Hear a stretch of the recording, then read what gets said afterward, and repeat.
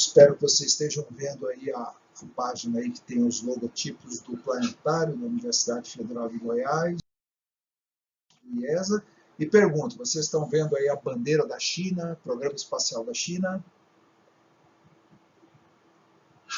Ótimo, então deu tudo certo. Então vamos lá, começando aí, né? Então a CNSA, que é a Agência Espacial Chinesa, né, foi criada em 1993, e esse daqui é o símbolo do país, China, né? E o CNSA, traduzindo para o inglês, é o China National Space Administration. Aqui está escrito em chinês, né? E dizem que está escrito essas 4 palavras aqui nesses 5 símbolos, né? Esses 5 símbolos, traduzindo do chinês para uma linguagem mais ocidental, seria, no idioma aí, o pinyin, né? Seria Gojia Hang Tian Ju, né? Então seriam essas 5 palavras aqui, né? Go, Jia, Han, Tian, Ju. Acredito que seja isso. Que significa Departamento Nacional de Astronautas, que não é China National Space Administration. Mas tudo bem. Agora, o curioso é comparar esse logotipo da CNSA com outros logotipos. Olha só que interessante, né? Esse aqui é da Roscosmos e esse é da NASA. Olha que interessante, usando esse triângulo aqui, que é o mesmo triângulo utilizado pelo pessoal do Star Trek, né? Então tem alguns elementos aqui que permanecem, né? Por exemplo, esse anel aqui, ó, que também aparece na Roscosmos, e essa órbita aqui, ó, da NASA, esse símbolo arredondado aqui, ó, aqui também, aqui não tem o arredondado, mas tem essas folhas aqui fazendo as curvas, né? Então são 3 elementos aí que se mantêm, né? Então veja como que o da Roscosmos é baseado no da NASA e o da China é muito, muito baseado no das Roscosmos, né? Curioso isso. Bom, aí estão os centros de lançamento de foguetes, são esses 4 endereços aí na China, 4 endereços então. Os maiores são aqui no JSLC, os maiores lançamentos de foguetes, né? E vamos começar aqui entendendo que a China foi um programa espacial que surgiu ao mesmo tempo que surgiu o programa espacial no Japão, na Europa, na Índia, né? Mas a China se aproximou muito da ex-União Soviética devido à ideologia socialista. Então era natural que a China fosse aliada da União Soviética e, portanto, usasse a tecnologia aeroespacial como uma tecnologia de guerra, uma tecnologia bélica para defesa e ataque, né? Então, aqui, ó, a relação entre China e União Soviética durante os anos 50, começou aí. Na União Soviética, iniciou um programa de transferência de tecnologia para a China para construir um protótipo de foguete. Em 1956, o cientista chinês Tissien Suishen apresentou um programa pioneiro de mísseis balísticos, e o plano apresentado foi chamado de Plano de 12 anos, foi o desenvolvimento do projeto de um satélite a ser colocado em órbita, seguindo toda a tecnologia da ex-União Soviética. E está aí o Tissien Suishen, também chamado de Qian Shuisen, com X, ou Suishen Sen, né? Porque aí vem o sobrenome na frente do nome, né? Então aqui é uma fotografia dele, aqui já é um quadro com o foguete chinês aqui de trás, né? E aqui ele com o Mao Tse-tung, né? Numa refeição aqui, né? Então ele é o chamado pai dos foguetes chineses ou rei dos foguetes. Então a China também teve o seu Wernher von Braun, né? Então, cada país desse teve aí um ídolo que começou, né, a astronáutica, né? E tem aqui um outro nome, o Wang Shiji, né? Dentro do projeto 581, eles queriam fazer o primeiro satélite chinês em 1959, e eles partiram do desenvolvimento de mísseis Scud R-12, que era soviético, né? E chegaram no Dongfeng, que é o DF-1 e 2. Né? Esse Dongfeng aqui são os foguetes longa marcha soviético, longa marcha chinês que eles têm hoje em dia, né? E tudo isso a partir de tecnologia soviética. Então, tá aqui, ó, o DF é o precursor dos foguetes longa marcha. E foi feito o T-7M, o primeiro foguete de sondagem. Lembrando que foguetes de sondagem são foguetes que fazem voos suborbitais, eles fazem um voo balístico, faz uma parábola e ele retorna.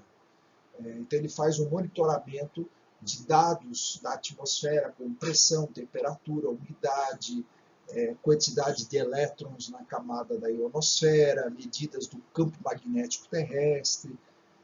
Esses são os foguetes de sondagem. Ele foi lançado em 19 de fevereiro de 1960, chegou a 8 km de altitude. 8 km de altitude é baixinho, está ainda dentro da troposfera, que é a camada mais baixa da atmosfera, e, portanto, não atingiu nem o topo das nuvens mais altas, né? Então está aqui o Wang Shiji, e essa aqui fotografia, portanto, do lançamento desse foguete T-7M.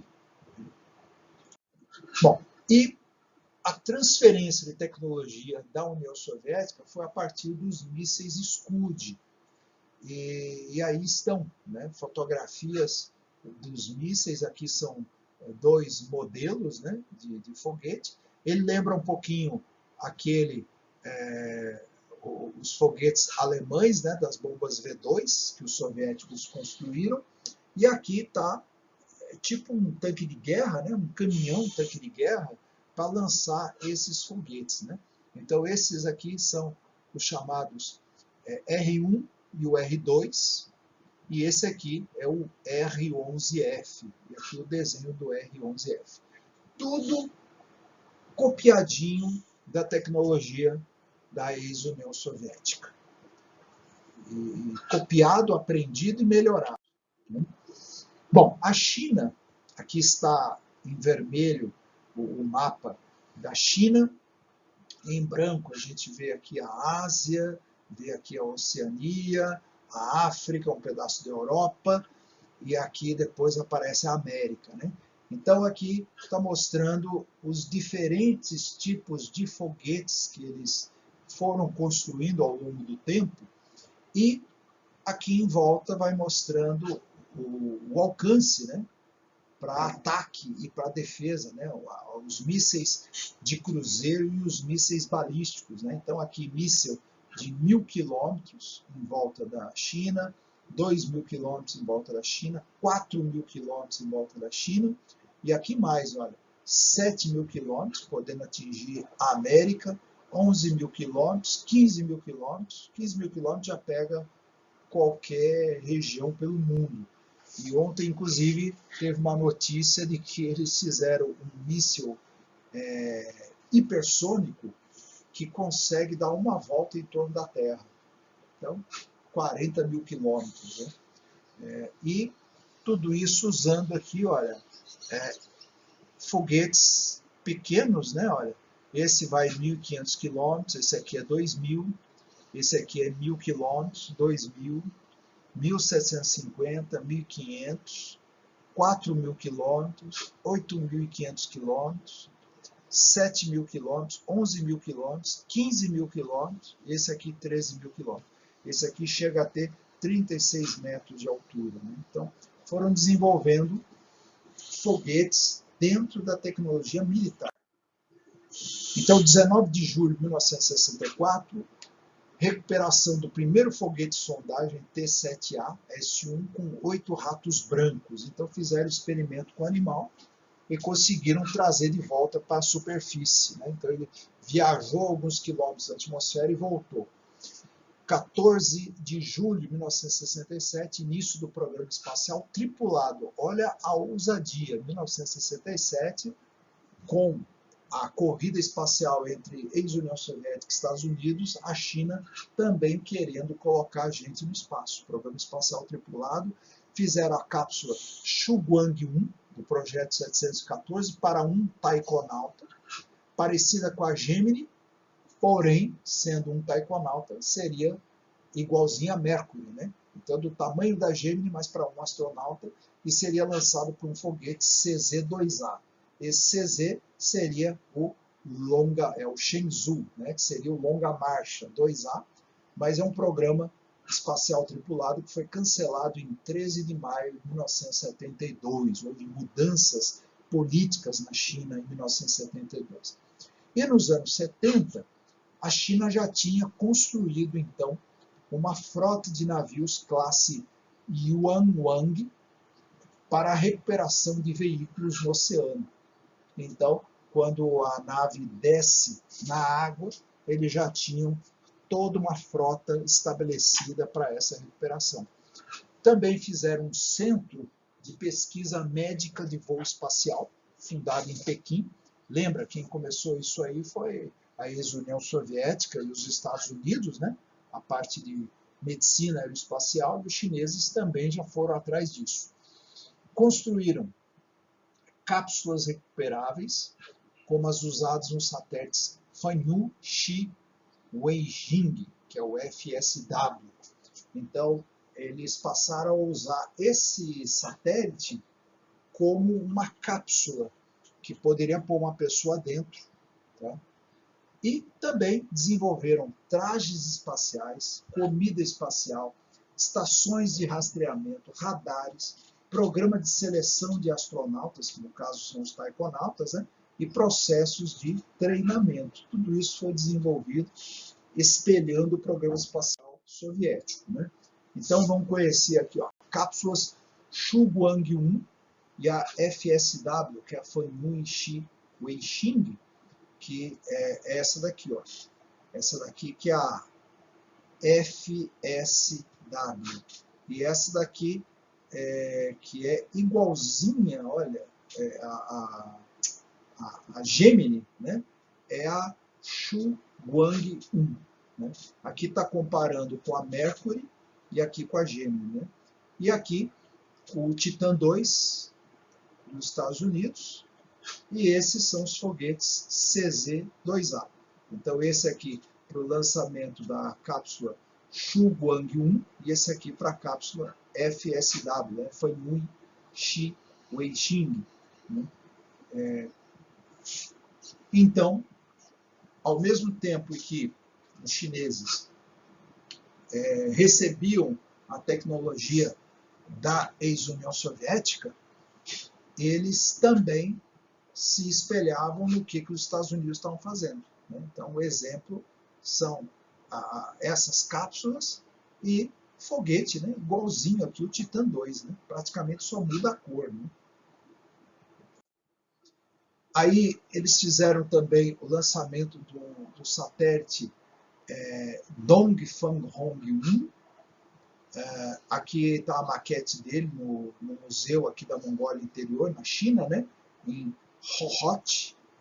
E foi lançado em 24 de abril de 1970, finalmente, um satélite chinês, em 1970, e usou o foguete longa marcha 1, né? CZ-1. Né? E ele tinha 173 quilos, e esse nome aqui, Dongfang-Hong 1, traduzindo literalmente para o português, seria o leste é vermelho, seria alguma coisa assim. Bom, o desenvolvimento da série de foguetes longa marcha, que é o CZ, permitiu que a China iniciasse um programa de lançamento comercial em 1985, que desde então lançou mais de 50 satélites estrangeiros, principalmente para europeus, africanos e asiáticos.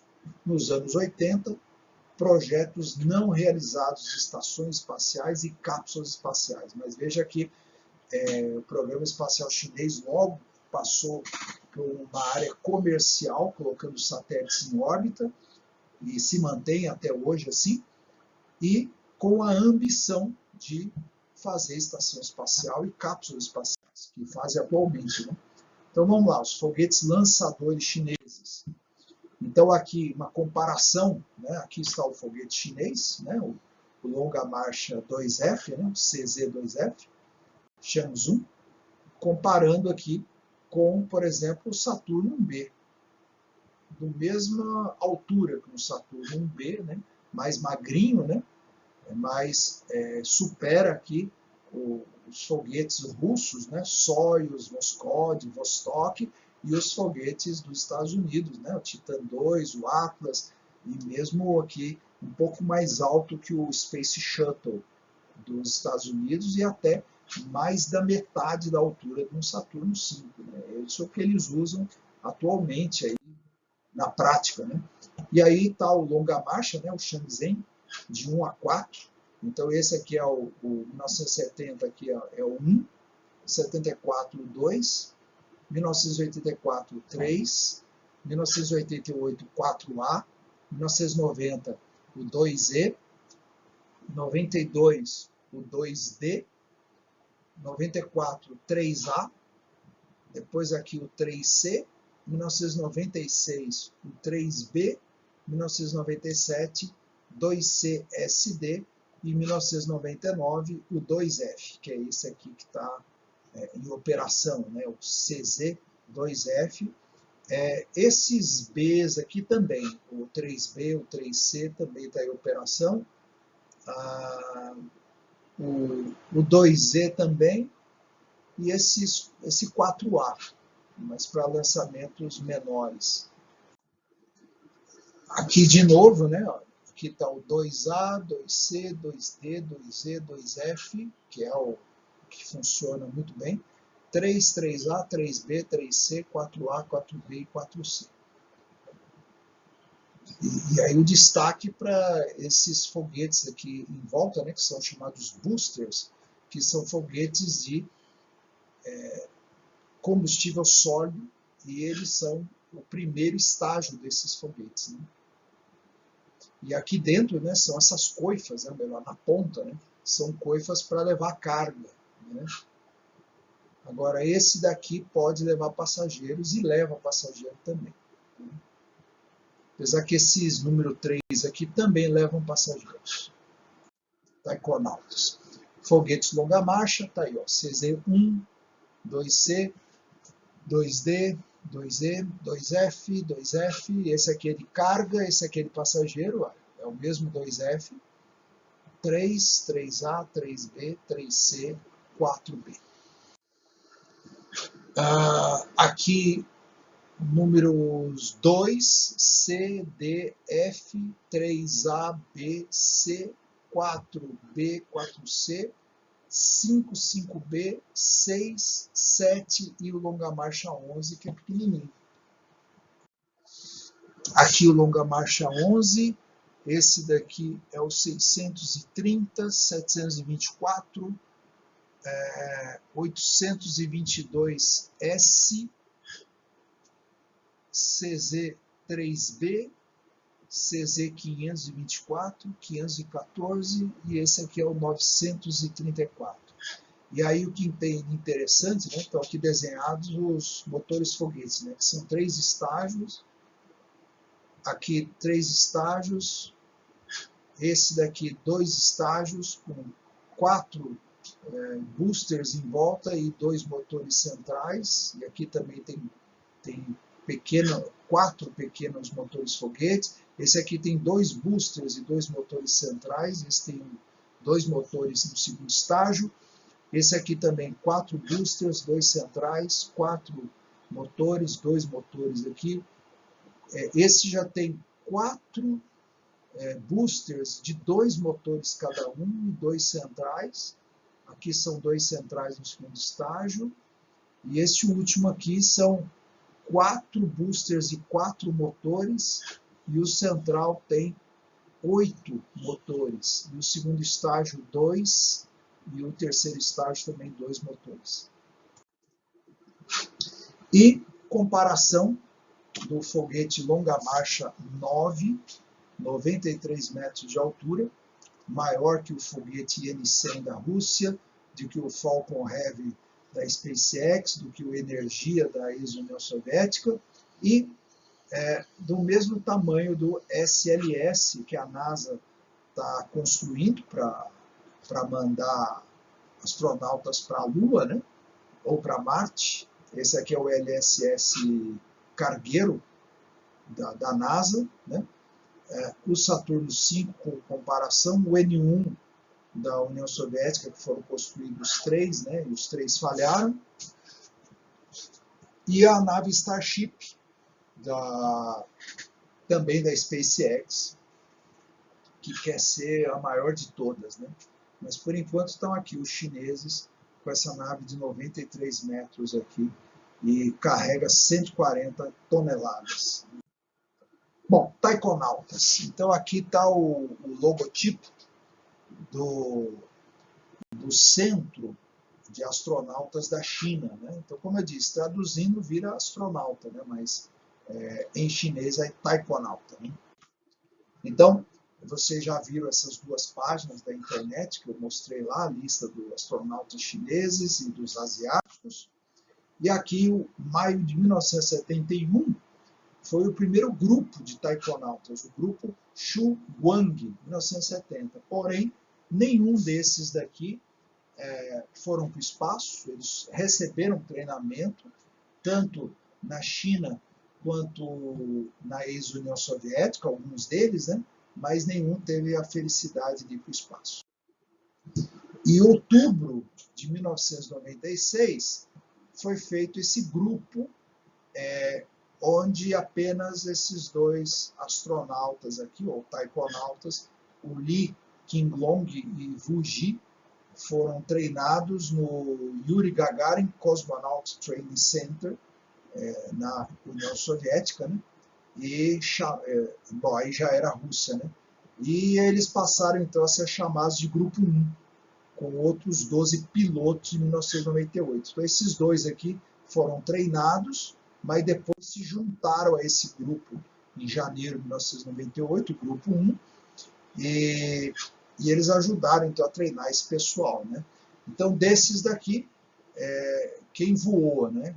Foi esse aqui, Fei Junlong na Shenzhou 6, Jin Haipeng na 7, na 9 e na 11, o Liu Bomin na 7, Liu Wang na Shenzhou 9, o Ni Haisheng na 6 e na 10, e Yang Liei na Shenzhou 5, foi o primeiro voo espacial chinês, foi o cosmonauta Yang Liwei, Zhai Zigang na Shenzhou 7 e Zhang Xiaoguang na Shenzhou 10. Então vejam que daqui 1, 2, 3, 4 taikonautas não voaram, né?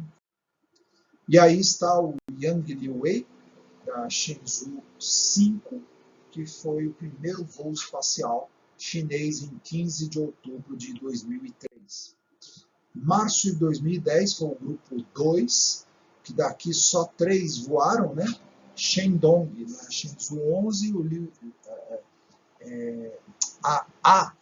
a Liu Yang na Shenzhou 9 e a Wang Yaping na Shenzhou 10. São 2 taikonautas, né? Então aqui as moças, né? A Liu Yang e a Wang Yaping. Então muito cedo, ou diria do tempo mais do que correto, né? A China colocou mulheres no espaço, né? Não demorou tanto tempo quanto os Estados Unidos, né?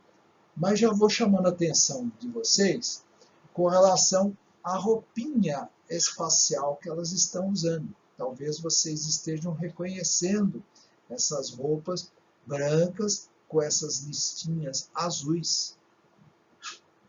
Esse é o traje espacial russo. Então, a China até fez algumas modificações do traje espacial, eu já vou mostrar com os respectivos nomes em chinês e em russo, né?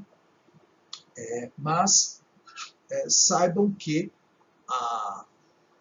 quando terminou a ex-União Soviética, né, e dividiu-se em 15 novos países, a Rússia, a grande herdeira do programa espacial soviético, a Rússia passou então a comercializar tudo que se queira do programa espacial.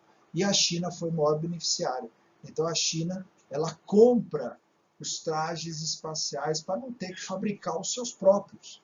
A China compra comida de cosmonauta, a China compra a tecnologia de tudo. Eu vou depois explicando para vocês, né?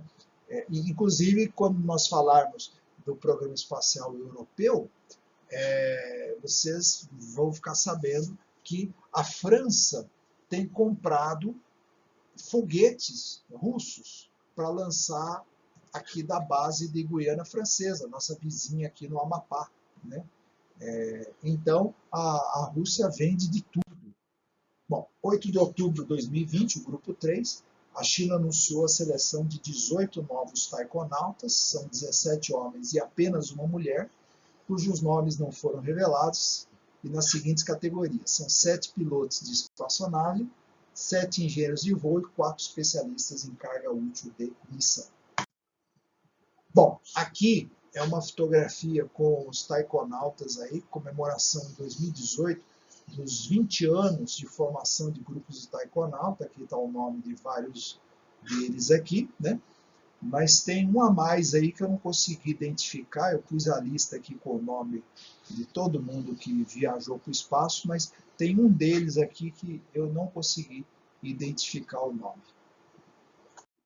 Bom, e agora, astronautas dos Estados Unidos, filhos de chineses, né? Então aqui o Taylor Wang, 29 de abril de 1985, voou na Challenger, ônibus espacial, STS-51B. Leroy Chiao voou na Columbia, Endeavour, na Discovery, e esteve também numa Soyuz russa, voando para a Estação Espacial Internacional. Então ele voou aqui em 1994, 96, 2000 e 2005.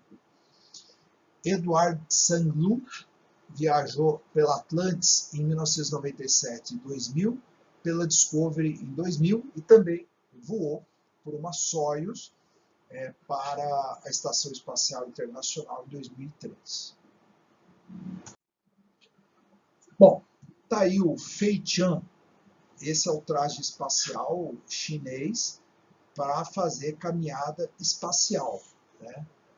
Então foi feito aí para o primeiro taikonauta chinês, que foi o Zhai Zigang, em 7 de setembro de 2008, que ficou por lado de fora da nave, né, na Shenzhou 7, e fez então a primeira atividade veicular, né, extraveicular. Mas o Fei Tian, com algumas pequenas mudanças, ele é exatamente um traje soviético, né? E aqui ele é baseado então no Orlan, que é o traje espacial russo, né, para caminhada espacial. Então aqui tem o Orlan D, Orlan M, Orlan MK e o Orlan MKS. Então o Fei Tian, ele é um traje espacial Orlan, praticamente mudando só as cores, porque ele é muito parecido com o Orlan MK, né, até nas cores. E tem também esse que é o traje que as moças estavam usando, né, que é o Sokol KV-2, né? Então aqui é o traje russo, né? E esse é o traje chamado Shenzhou chinês, né? A única diferença são os logotipos das missões e a bandeirinha da Rússia que se põe, porque de resto ele é igualzinho, ele é o mesmo traje, né? Sokol. Bom, sala do centro de controle chinês. Então, também baseado tanto no programa espacial soviético quanto no programa espacial dos Estados Unidos, essas mesas de computadores com o pessoal sendo responsáveis por cada etapa do voo, né? Bom, e agora as missões CLEP, Shenzhou e Tiangong. Então vamos lá. Para a Lua, a China mandou, né, Chang'e 1, 2007, o 2 e o 3 com o rover Yutu. Teve a Chang'e 4 com o rover Yutu 2. Teve a Chang'e 5T1 e a 5. Né? A Kekiao 2018, a Longyan 1 e 2 em 2018. Isso para a Lua. Né? Então, esses rovers aqui, o Yutu, eles são rovers comprados da Rússia.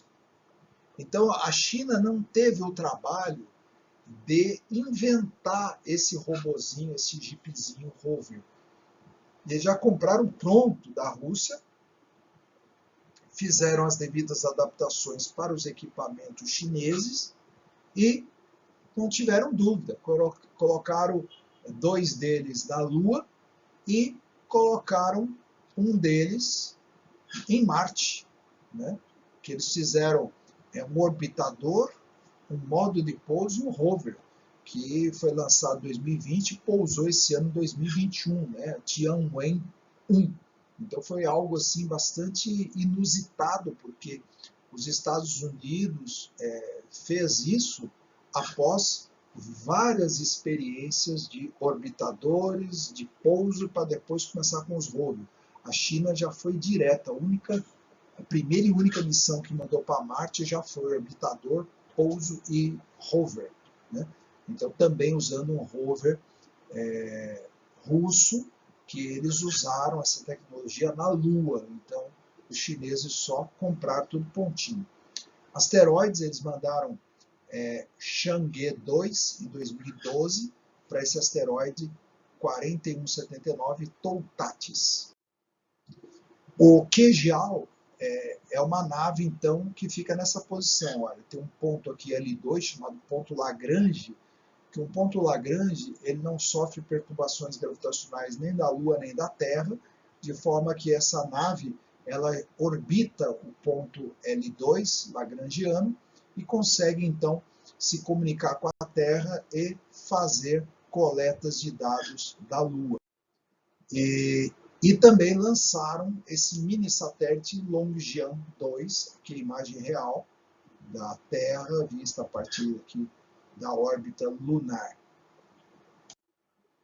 Bom, então o programa de exploração chinesa, chamada CLEP, então, que é o Chinese Lunar Exploration Program, está aqui, e aqui os nomes, os símbolos, né, em chinês, que supostamente significa isso. Né? Então, as etapas do CLEP. 4 fases. 1. Missão orbital, Chang'e 1 e 2. Fase 2, alunissagem rover, Chang'e 3 e 4. Então, eles já fizeram até a fase 2. Fase 3, alunissagem retorno de amostra, Chang'e 5. E fase 4, pouso lunar tripulado. Então, faltam as fases 3 e 4. Aqui, no laboratório, o Chang'e 1, 24 de 10 de 2007, foi mandado para o espaço e 1º de março de 2009 ele impactou com a Lua. Aí o Chang'e 1 ele fez um atlas de imagens da Lua. E aí o Chang'e 2, lançado em 1 de outubro de 2010, está aqui os técnicos, para vocês terem uma referência de tamanho. E a Chang'e 3, 14 de dezembro de 2013, o módulo durou 1 ano e o rover Yutu durou 3 meses. Então aqui estão as imagens, né? Aqui o módulo sendo fotografado pelo rover Yutu e aqui o módulo fazendo imagem aqui 360 graus, aparece aqui o Yutu, aqui melhor ainda o Yutu, e aqui em detalhes o Yutu apontado aí para o módulo. E local de pouso da Chang'e 3 e o modo Yutu. Então aqui foi obtido pela Lunar Reconnaissance Orbiter, a câmera, identificando as posições dos equipamentos chineses lá na Lua. E uma barrinha dessa aqui tem 100 metros, para ter uma ideia da escala, né? E 3 de janeiro de 2019, a Chang'e 4 foi um experimento com sementes de algodão que brotaram por uma semana, porque a luz do Sol ela permanece por 14 dias acima do horizonte, depois o Sol desaparece por 14 dias abaixo do horizonte. Então tem dia e noite na Lua, entre 14 e 15 dias de luz ou de escuridão. Então, por uma semana, então, as sementes de algodão elas germinaram, né? Então aqui está o Chang'e 4 com o rover, né? Esse é o atual rover lá na superfície da Lua. Em 2019 ainda está funcionando. E o Chang'e 4 ele se comunica a partir da superfície da Lua. O rover conversa diretamente com a nave Kekiao ou se comunica com o módulo de pouso chamado Lander, que por sua vez se comunica com o Kekiao. O Kekiao é aquele que gira em torno do ponto lagrangiano, né, número 2, e manda sinais para a Terra. Então existe a comunicação com essas naves. E aqui a imagem da posição do Yutu 2 e o Chang'e 4 na superfície lunar. E o Chang'e 5, que foi para o espaço em 1/12/2020 e que foi aqui no foguete longa marcha 5, CZ5, e ele colocou em órbita esse complexo aqui, e que um pedaço dele, que é a ponta, pousou na Lua, furou a superfície da Lua, coletou amostras. Essa base permaneceu na Lua, a parte de cima foi ejetada e acabou conectando com esse módulo orbitador, pegou carona e depois chegou perto da Terra. Esse módulo ele se separou, entrou na atmosfera terrestre, separou a carga, abriu paraquedas e desceu na superfície da Terra, trazendo amostras da Lua. Aí o Chang'e 5, o Lander, que permaneceu na superfície, ele está aqui dentro desse quadradinho, então também é do Lunar Reconnaissance Orbiter, também. E aí a cápsula, depois de queimar na entrada da atmosfera, está aqui com paraquedas, sendo resgatada aqui por uma equipe, né, trazendo 1,7 quilos de rochas lunares em 16 de dezembro de 2020, a Chang'e 5. E aqui foi guardado nesse é quase um púlpito, né, que foi feito aqui de acrílico, preservando a amostra, que foi estudada a amostra, mas o que foi perfurado da Lua está aqui no meio, aqui preservado, né? Então está aqui a amostra lunar, né? Lunar Samples. Bom, e Shenzhou, projeto 921, aqui estão os voos tripulados, né? Aqui a Shenzhou 5, a Shenzhou 6, a 7, a 9, a 10 e a 11. Então, os voos tripulados com taikonautas, né? Bom, a nave Shenzhou, ela é uma cópia da Soyuz, que na verdade é uma Soyuz modificada, é o mesmo projeto. Então, está aqui os dois modelos possíveis de Shenzhou. Então, assistência tecnológica e cooperação feita com os russos em 1991, então eles voltaram a ter relação com os russos nos anos 90, venda de tecnologia aeronáutica e espacial, transferência de tecnologia do programa Soyuz, acordo de treinamento, provisões das naves Soyuz, sistemas de apoio à vida, sistemas de acoplagem e trajes espaciais. E em 1996, 2 taikonautas chineses começaram a treinar no Centro de Treinamento de Cosmonautas Yuri Gagarin, na Cidade das Estrelas. Voltaram à China, começaram a treinar os pilotos selecionados. Eu já falei desses 2 aqui, né? Para o futuro programa espacial tripulado, instalações próximas a Pequim e Jiuquan.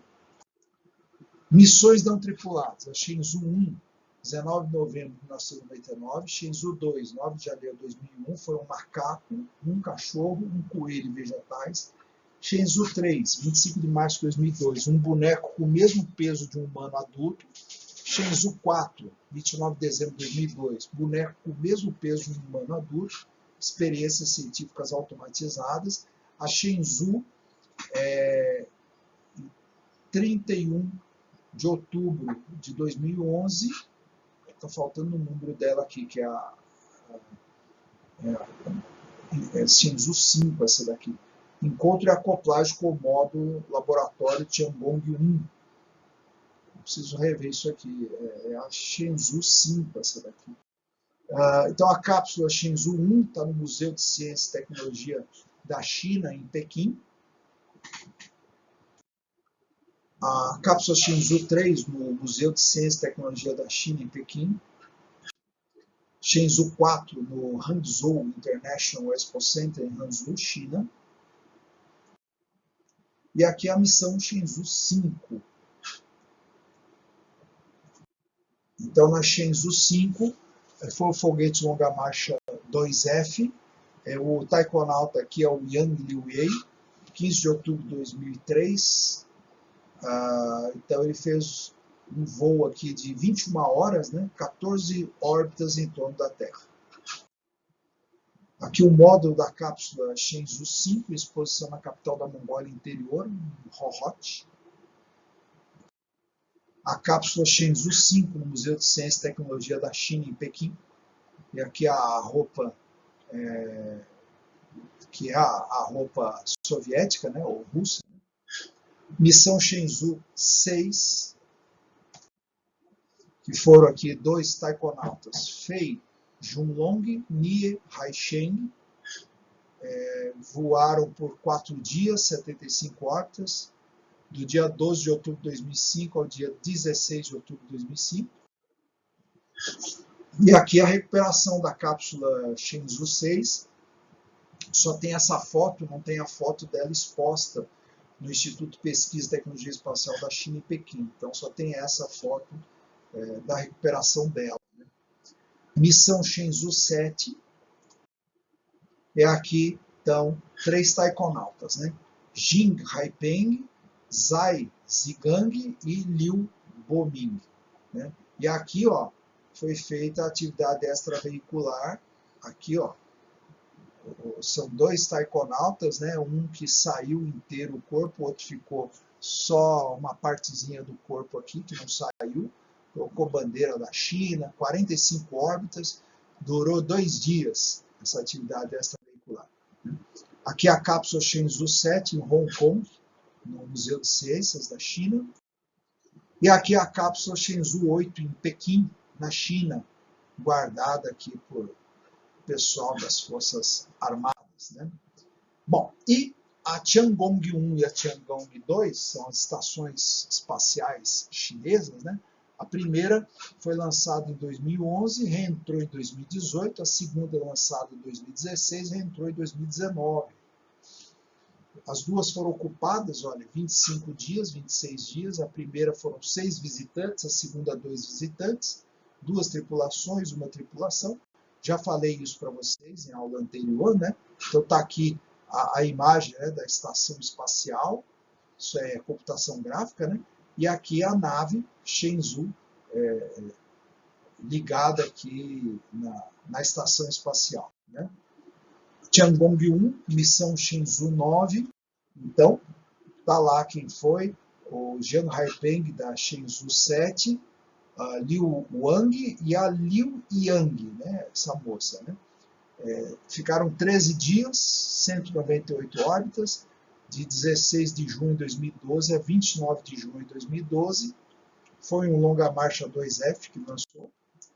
Então aí imagens dentro da nave espacial, igualzinho a roupa e o espaço aqui, igualzinho do programa espacial russo. E aqui a cápsula Shenzhou 9 em Xangai, no Museu de Ciência e Tecnologia da China. A Tiangong-1 com a missão Shenzhou 10, que vocês também já viram isso, eu já falei para vocês aqui, ó, o Wang Weiping, a moça, o Nie Haisheng da Shenzhou 6 e Zhang Xiaowang. Né? Ficaram 14 dias, 229 órbitas, de 11 de junho de 2013 a 26 de junho de 2013. Aqui a cápsula Shenzhou 10, no International Astronautical Congress, IAC, em Pequim, China. E Tiangong 2, a missão Shenzhou 11, só foi essa, com Jiang Haipeng, que é Shenzhou 7, Shenzhou 9 e Shendong. 33 dias, 16 de outubro de 2016 a 18 de novembro de 2016, 507 órbitas. Aqui a cápsula Shenzhou 11 estava na montanha Niushou, em Nanjing, província Jiangsu, na China. Estava exposta aqui ao ar livre, e depois ela foi levada aqui para esse Tianjin Meijiang, que é o centro de exibição aqui na China. Então está aí a cápsula Shenzhou 11. E já falei para vocês, é só para mostrar de novo aqui, a Tiangong 1 e 2, comparando com os tamanhos aqui de Skylab, Mir, a Salyut e a Estação Espacial Internacional. E aqui, para terminar, modelos e brinquedos, né, a respeito do programa espacial chinês. Né? Então, aqui está a nave chinesa, aqui está a estação espacial, aqui com a Liu Yang, com o Jing Haipeng e o Liu Wang. Né? Foi feito aí, então, o Lego deles. Né? Aqui estão também, né, a nave espacial com o módulo espacial também, as maquetes aí com 2 taikonautas, 3 taikonautas, o longa marcha 2F. E aqui os foguetes longa marcha, né, em escala, também que se encontra aí no comércio. Enfim, é isso aí. Faltou mostrar aqui algo que eu já mostrei para vocês quando eu falei de estações espaciais, né? Que agora eles também puseram uma estação Tiangong, né? Independente da Tiangong 1 e da Tiangong 2 que caíram, tem uma Tiangong agora sendo construída, tem por enquanto só um módulo em órbita, né? E para não ficar devendo, isso eu já mostrei para vocês quando eu falei da estação espacial, né, das diferentes estações espaciais. Então é um assunto que já foi abordado, mas que eu poderia acrescentar no PowerPoint. Eu vou fazer isso ao final, eu vou acrescentar nesse PowerPoint.